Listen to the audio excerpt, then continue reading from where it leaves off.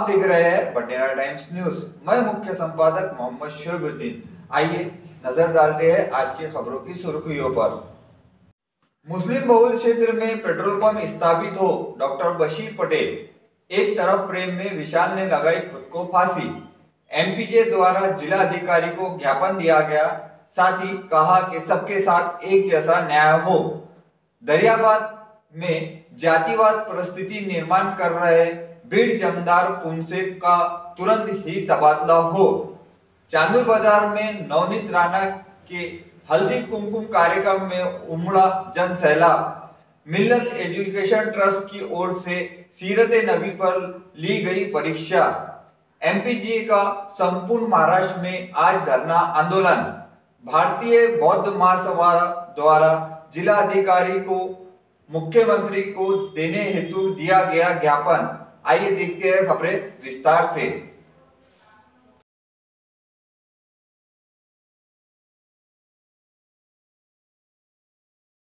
मुस्लिम बहुल क्षेत्र में पेट्रोल पंप स्थापित हो, इस बात को डॉक्टर बशीर पटेल द्वारा उठाया गया है।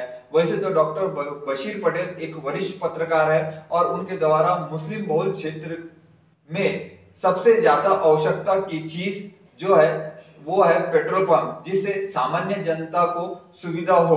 वैसे इस क्षेत्र में पेट्रोल पंप केवल एक है, जिसके भरोसे इतना बड़ा क्षेत्र चल रहा है और पेट्रोल पंप की कोई गारंटी नहीं होती है कि कब वहां पेट्रोल मिलेगा या नहीं मिलेगा। इस विषय पर हमने की उनसे बातचीत।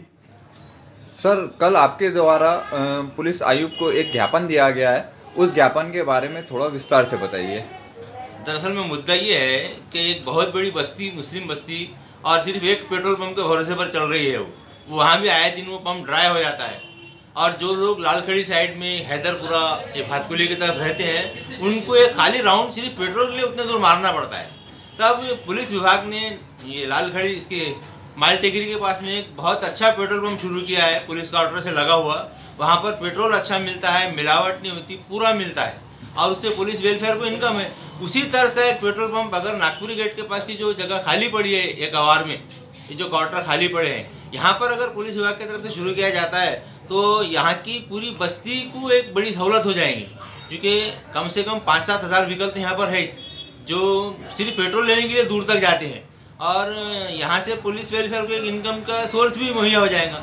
और जो आपने पुलिस आयुक्त को जब ये ज्ञापन दिया तो उन्होंने उसके प्रति क्या प्रतिक्रिया दी? तो पुलिस आयुक्त साहब का पॉजिटिव पॉइंट ये है कि साहब ने अभी तक सारे अच्छे कामों पर ध्यान दिया है और इसमें भी जैसा साहब का ये बोलना है कि भाई पंप तो है लेकिन कहाँ लगाने सोच रहे थे, ये अच्छी जगह मिल गई हमारे को और मुझे ऐसा लगता है कि साहब अपना पर्सनल इंटरेस्ट से उसको यहाँ पर शुरू करेंगे।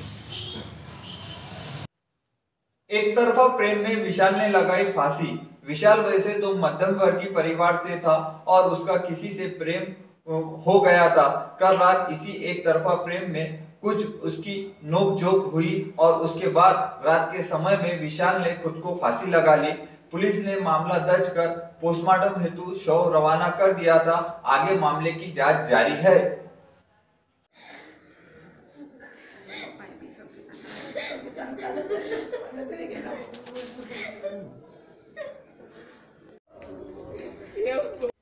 एमपीजे अंजनगांव सूची द्वारा जिला अधिकारी को ज्ञापन दिया गया, सबके साथ एक जैसा न्याय हो। आपको बता दें कि शासन द्वारा मजदूरों के हित में 28 योजनाएं चलाई जा रही है, किंतु प्रशासन के कर्मचारियों की लापरवाही और इस बाबत दूर दराज से अपना काम धंधा छोड़कर अमरावती के चक्कर मार रहे मजदूरों को काफी दिक्कतों का सामना करना पड़ रहा है। इस विषय में जो लोग आए थे उन्होंने बताया कि पिछले 1 वर्ष से लाभ मिलने के लिए जो फॉर्म भरे गए उसके लिए हम कईयों बार चक्कर मार चुके हैं, किंतु अब तक इस बाबत कोई हल नहीं निकला। अब अगर से यही परिस्थिति रही तो हम कैसे करें? इस बाबत हमने उनसे और बातचीत की तो उन्होंने हमें बताया कि यदि इस निवेदन के बाद हमें न्याय नहीं मिलता है तो बहुत जल्द हम इसके लिए एक बड़ा धरना आंदोलन शुरू करेंगे।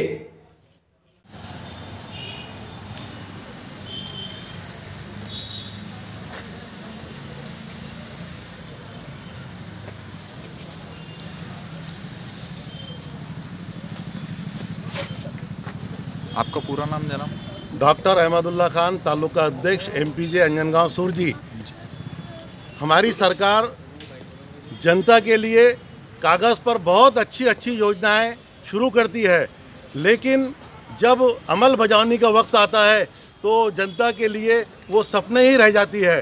तो हमारी ये डिमांड है, बांधकाम मजदूरों के लिए जो 28 योजना हमारी सरकार ने चालू की है, उसको हर किस्म की योजना हर मजदूर को जिसने जिसका फार्म भर चुका है उसको मिलना चाहिए।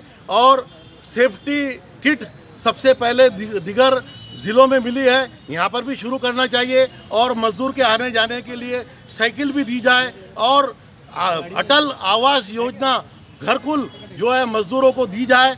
और जिस मजदूर की जो मजदूर जहाँ रहता है वहाँ उसकी किताब बनाई जाए, वहाँ रिन्यूअल किया जाए और वहीं पर उसके फार्मों को भरा जाए। और फाइनल के लिए यहाँ पर जो आयुक्त कामगार आयुक्त में उसको बुलाया जाए, ये हमारी सरकार से निवेदन है। और अगर ये हमारा चौथा राउंड है आज मजदूरों के साथ में, और लेडीज़ को भी बार बार यहाँ आना पड़ता है और थोड़े कुछ मिस्टेक की वजह से मजदूरों को वापस किया जाता है, तो ये सब बंद किया जाए मजदूरों के साथ में ऐसा अत्याचार अन्याय। वरना MPJ यहाँ पर 2 महीने के अंदर धरना आंदोलन करेंगी।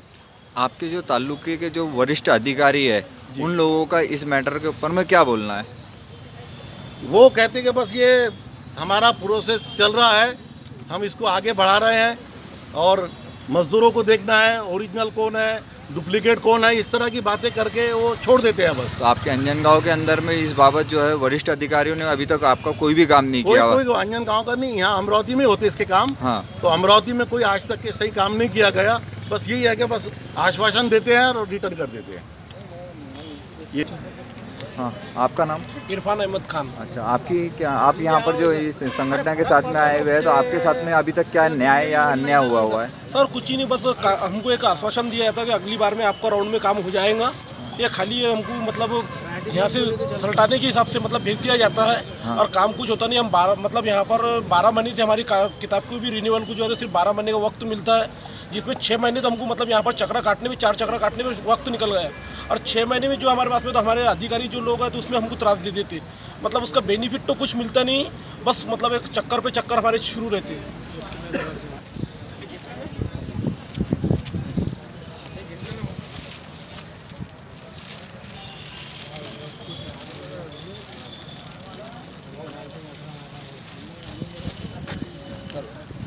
हाँ, मी 2 वर्षापासून मी स्कॉलरशिपचे फॉर्म दिले आहे। नाम बोलू ना पहिले। उत्तम किसनराव बर्डे, राहणार पांढरी। बरं, बोला काय परेशानी तुमची? परेशानी 17-18चे मी स्कॉलरशिपचे फॉर्म भरले, त्याचा लाभ काहीच नाही भेटला। आणि त्याच्यानंतर आपलं रिन्यूचे फॉर्म साठी 4 वेळा आलो, वापस गेलो। अजूनही ते फॉर्म माझ्याजवळच आहे। तुमचे मुलगा कोणते वर्गात शिकत आहे आता सध्या? त्याची 10वीला आहे ना? आतापर्यंत मुलगी इथंच आहे, मुलगी अमरावतीला आहे। दोघेही जे फॉर्म भरलेले आहे? हा, भरलेले आहेत। 17 पासून भरले। 17 पासून भरलेले आहे? हे माझ्याजवळ त्याची वशी आहे। अच्छा, हो, हे बघ 17-18ची वशी आहे माझ्याजवळ, त्याचा लाभ काहीच नाही भेटला। आवना तो बोलते नहीं यार, डिलीवरी वाले शादी वाले के मैं करूँ, सारा सब काम मैं कर लूँगा यार। क्या मामू 2 साल हो गए? 2 साल नहीं, 2 साल नहीं, 2 साल में हुए तो 1 हुआ तो 1 ऐसा नहीं जबरदस्ती मत बोलो। 17 में 1 साल सीधा अंजनगांव सुरजी। ये 1.5 साल हो गया, ये डिलीवरी का फार्म डाले थे हमने, इसका लाभ कुछ मिला नहीं तारीख में।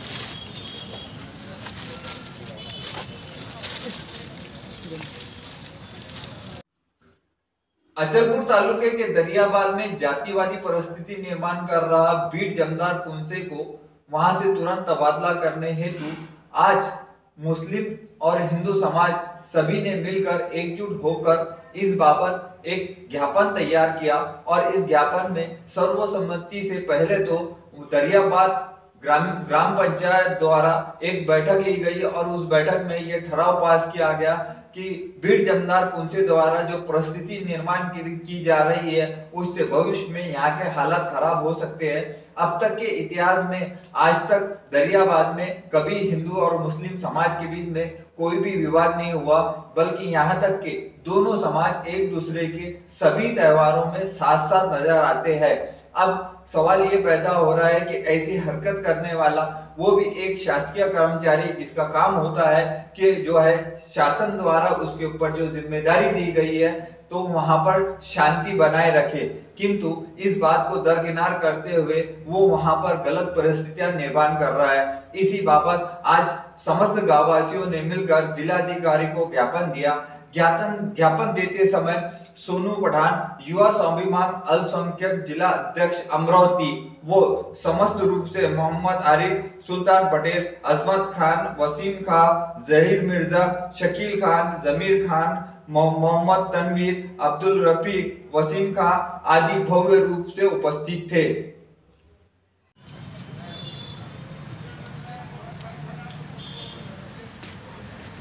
आपका नाम भाई? मैं सोनू पठान, युवा स्वाभिमान अल्पसंख्यक जिला उपाध्यक्ष।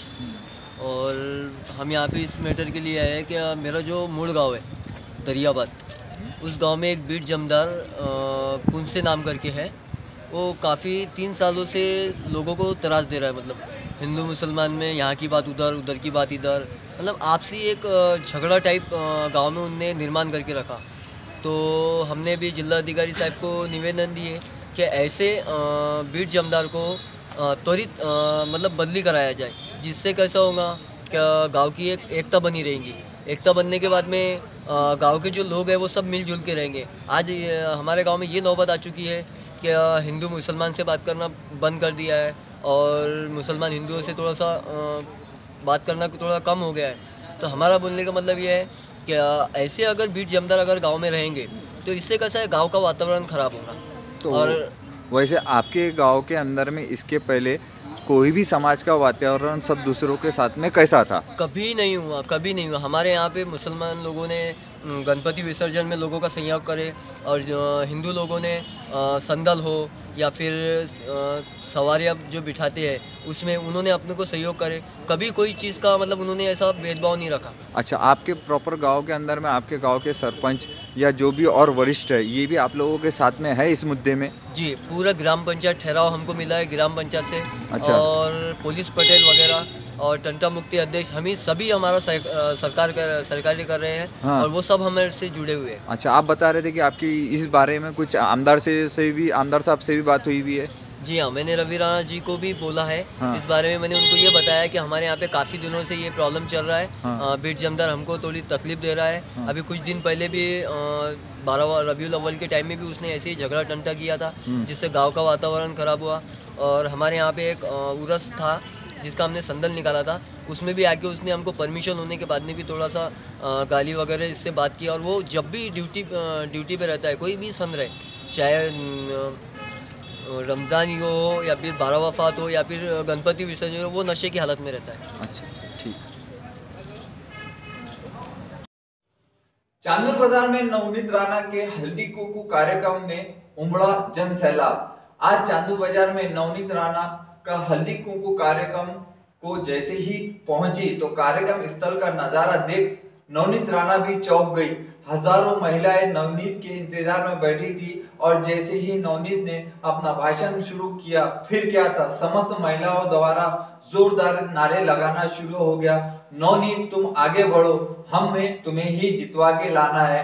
नवनीत ने समस्त महिलाओं को हल्दी कुकू लगा शुभ इच्छा स्वरूप साड़ियां दी। उसके बाद बडनेरा टाइम्स के संवाददाता रिजवान हुसैन ने उनसे बातचीत की।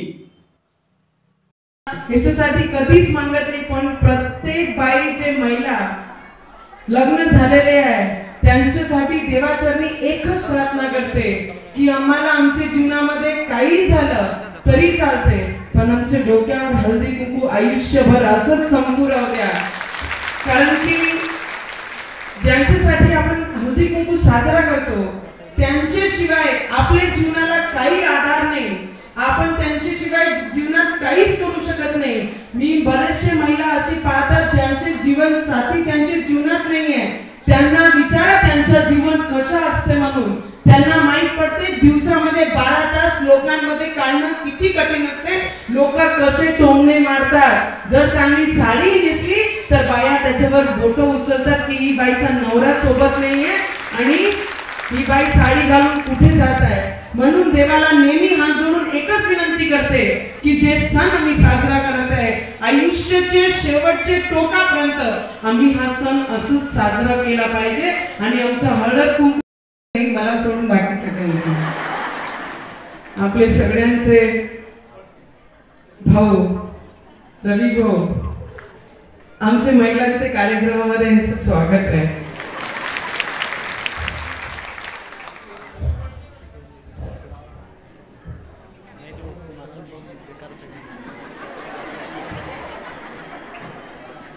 इथे आली आणि तेव्हा बरेचशे लोकांनी माझ्यावर बोलले, बरेचशे लोकांनी जेव्हा, कारण की मी एक राजकारणाचे ह्याच्यामध्ये उतरले, माझा रहणी माझा सहनी प्रत्येक गोष्टी त्यांनी मैदानात आणि मंचावर काढल्या, तेव्हाही खचली नाही आणि मी ताकऱ्यांसाठी आंदोलन केलं होतं. आणि रवीजी जेलात 9 दिवस उपाशी राहून ते जेलात होते आणि मी एवढे मोठे नवीन लग्न झालं ते एवढे मोठे बांगड्या घालून मी जयस्तंभ चौकावर भिकाऱ्यासाठी शेतकऱ्यांचे आंदोलनामध्ये मी त्यांच्या सोबतीला साथ दिला. आणि तेव्हा मी तेव्हा दिलं जेव्हा शेतकऱ्यांविषयावर काही माहित नव्हतं, पीक कसे होते ते माहित नव्हतं, सोयाबीन कसे होते ते माहित नव्हतं, कापस कसे करतात. मला असंच वाटते की मी ग्रामीण भागातच आली आहे, कारण की त्याची सुधारणा जे झाली पाहिजे होती आज अचलपूर जिल्हा झाला पाहिजे. खूप वर्षापासून राजकीय लोक आज जसं आपण हळदी कुंकूच्या निमित्ताने चांदूर बाजारमध्ये पहिल्यांदा महिला मेळावा आणि हळदी कुंकूचे कार्यक्रम आपण आयोजित केलं आणि एवढे संख्याने महिलांनी आज उपस्थिती ते दाखवली आणि एकजूट महिलांची कशी असते. आणि त्या मेळाव्यात आणि त्या हळदी कुंकूच्या ह्याच्यात वाण वाटप आणि उखाणे घेताना, काही लोकांनी गाणे गाताना महिलांनी एकत्रित येणं सगळ्यात मोठी बाब होती. आणि 4-5 हजार महिलांचे मदत आज हळदी कुंकूचा कार्यक्रम आपण इथे साजरा केला आणि सगळे व्ह्यूअर्सला माझ्याकडून हळदी कुंकूचे खूप खूप शुभेच्छा. मिल्लत एजुकेशन ट्रस्ट की ओर से सीरत नबी पर ली गई थी परीक्षा. इस परीक्षा में कुल 950 विद्यार्थियों ने सहभाग लिया था और सफल विद्यार्थियों को पुरस्कार दिया. प्रथम पुरस्कार फरिया नूर को मिला. ये पुरस्कार सैयद मुजीब MIM की ओर से उन्हें कंप्यूटर दिया गया. तो वहीं दूसरा पुरस्कार आयशा फिरदौस को मिला. ये पुरस्कार समाज सेवक सैयद फहीम की ओर से दिया गया. उपहार स्वरूप उसे टैबलेट मोबाइल दिया गया. तीसरा पुरस्कार फरमान अनम को मिला. यह पुरस्कार टीपू सुल्तान सेना की ओर से मिला. टीपू सुल्तान सेना ने उन्हें एक साइकिल प्रदान की. आपको बता दें कि इस कार्यक्रम में शहर से व शहर के बाहर से आए हुए सभी प्रमुख अतिथि उपस्थित थे.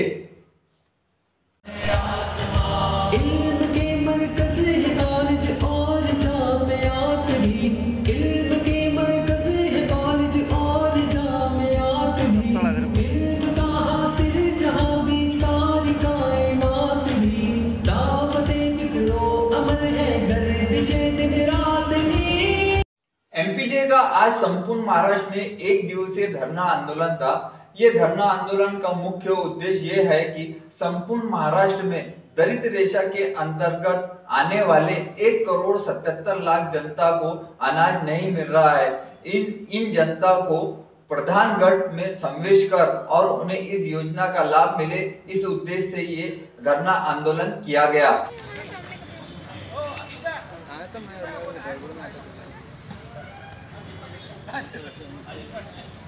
इसके बारे में सर कौन आप बोलेंगे ना? बोलिए. आज MPJ Maharashtra movement for piece and justice for welfare ने पूरे महाराष्ट्र के हर ज़िले में जिला कार्यालय के सामने एक धरना दिया है. धरने का उद्देश्य ये था कि हमारे पूरे महाराष्ट्र में जो लोग गरीबी रेखा के नीचे जो है तो अपनी ज़िंदगी गुजार रहे हैं और उनको अन्न नहीं मिल रहा है, जबकि हमारे पास में एक मजबूत बिल उसके लिए लाया गया.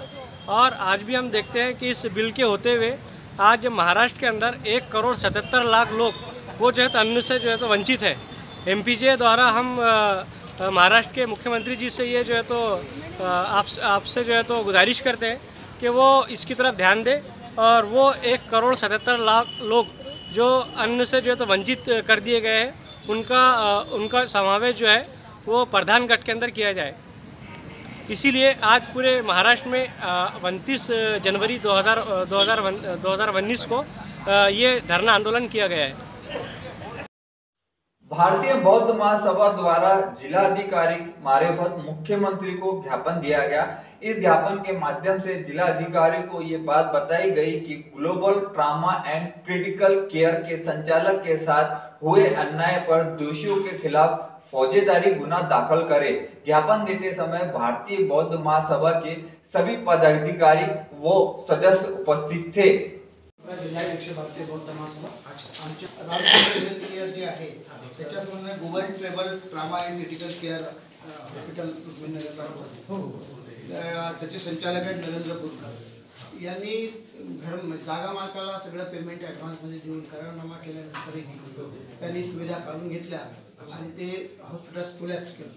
तर त्या विरोधात त्यांच्यावरती फौजदारी गुन्हा दाखल होऊ शकतो, तो करावा ही आमची मागणी आहे। माननीय मुख्यमंत्री महोदयांना निवेदन ते पूर्वी आपल्या गव्हर्नमेंट सर्व्हिसमध्ये ना बोरकर साहेब शासकीय रिटायर झाल्यानंतर मला वाटतं त्यांनी ते सुरू केलं होतं। तिथं परत ते तुम्ही म्हणता तशी ती घटना घडलेली आहे। म्हणजे मला वाटतं जागा मालक आणि त्यांनी जे रेंटल घेतलं होतं बोला तो से अब वो सब दूर दूर खड़े हैं।